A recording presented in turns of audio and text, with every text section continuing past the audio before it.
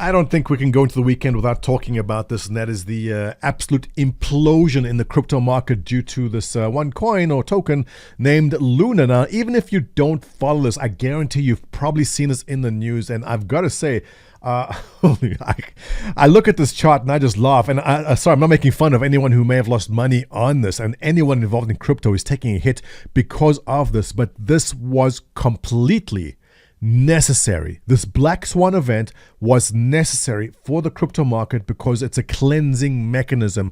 It needed to happen because all that the weak projects out there, they have to implode.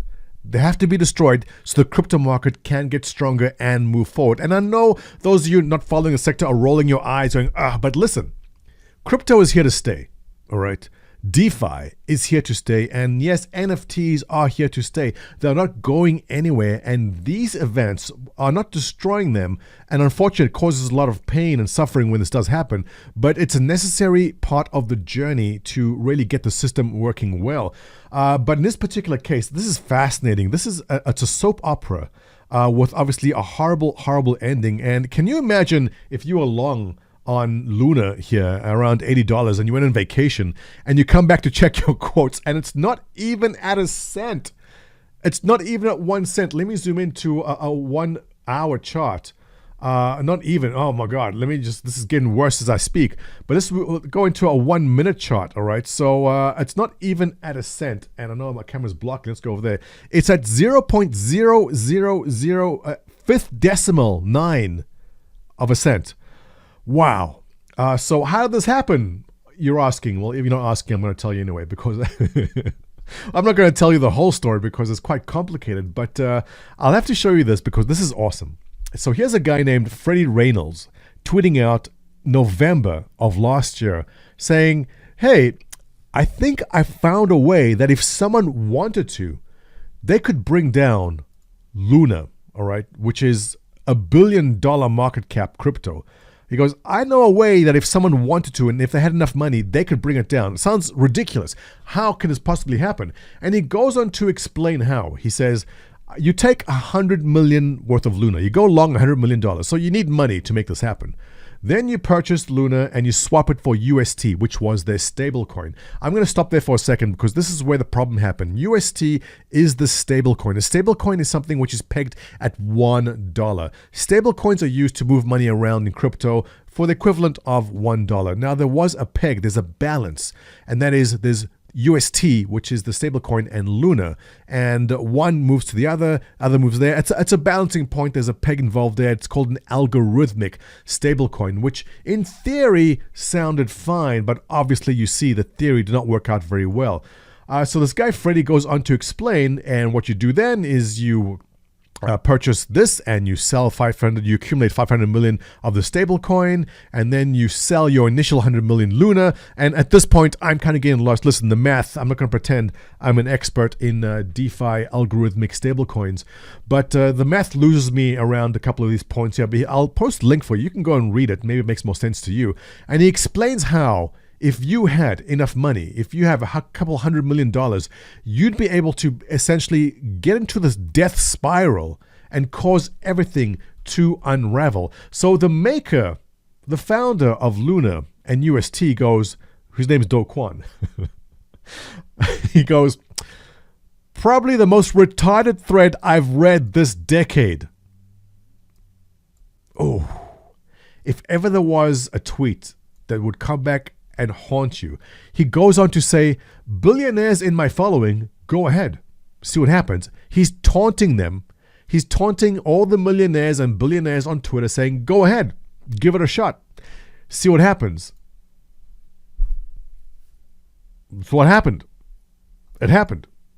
Now, I don't know if it's exactly as he predicted here what happened, but I guess, look, a flaw was found in the algo, in the peg, and said if you need to mint Luna in order to prop up this algorithm, and if Luna is in free fall and you keep minting it, what happens? And this is what happened.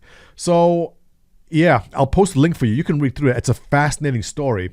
But the reason I also want to make this video is if any of you are essentially interested or were thinking of ever getting involved in crypto, The irony is, these moments here are when you actually start looking at things. Now, same with the housing market in 2008, when housing crashed. Is it the best time to sell your house in 2008, or is it that the time to buy housing? I think you know the answer. But this post over here by KCI Crypto essentially solidifies my message. And KSI is this YouTube influencer. I don't know how wealthy he is, but he put $3 million into Luna trying to play a bounce, and his $3 million is now worth $1,000. And he's laughing it off. I don't think he's laughing because it's funny. He's definitely laughing because this is painful. I don't care how rich you are. $3 million is probably not going to be a nice amount to lose. How wealthy is KSI? I'm not really sure. But in any case, the point I want to make is this, and it's his tweet here. His tweet from yesterday, and he goes, 27K is hit. He's talking about Bitcoin. 27K is hit, and I'm out, ladies and gentlemen. I shall return in a few years for the next bull market. Money is made in the bear market, so be sure to always keep an eye here and there. Goodbye for now. Ha ha. That's it. That is the sound of a bell ringing. When you see these kind of posts saying, that's it, I'm out, 27K hit is out, I'm out. Where's 27K? Let me go to a 4-hour chart on Bitcoin, and KSI nicely calling the bottom right over there. That big red candle is 27,000. This is where he exited. Look what's happening now. So I'm not saying that this is going to be a V bottom recovery. V bottom, exactly what it sounds like. I don't think we're going to see a bounce right back up to where we were. I do think that this is essentially going to be more of a 2018 type period where there's a lot of sideways motion. But if ever there was a time, if you were interested, and the crypto is highly risky, so please don't take this as any kind of advice, around now is the time to start taking a look, because everything is in the dumps. Bitcoin down 30,000. ETH dropped below 2,000. Bitcoin Cash, the one I follow closely, dropped down below 200.